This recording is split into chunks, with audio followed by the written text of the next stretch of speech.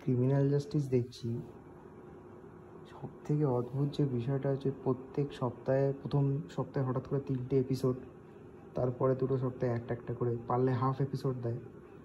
এরা যে কী করছে আমি না বুঝতে পারছি না।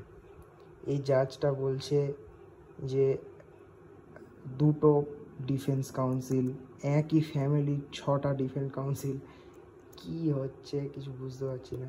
সবাই 3টে টেবিলে বসে আছে, ইমোশনালি কানেক্ট তো দূরের কথা, দেখতেই অস্বস্তি লাগছে। কি করছে? এ লাঠি নিয়ে এই মহিলা চলে এসছে। এই মহিলার যে মেয়ে, সে হচ্ছে আবার এর অ্যাসিস্ট্যান্ট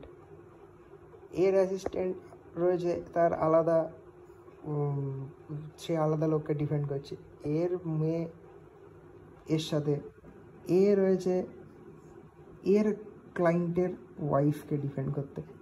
অ্যাকচুয়ালি হচ্ছেটা কি, আর এর রোলটা কি? অ্যাকচুয়ালি এর রোল একটাই, যখনই পঙ্কজ ত্রিপাঠীর পাশে এসে বসবে তখন ও কী করবে আমি দেখাচ্ছি। তখনও ওর মুন্ডুটাকে স্পেশাল একটা ডিগ্রিতে নাচাবে। এই দেখাচ্ছে যে এইসব হয়েছিল, এইসব বলে টলে গাল গল্প দিয়ে দিয়ে চেয়ারে গিয়ে বসার সময় এরই একটাই কাজ, সেটা হচ্ছে এই স্পেশালভাবে মাথাটাকে নাড়ানো।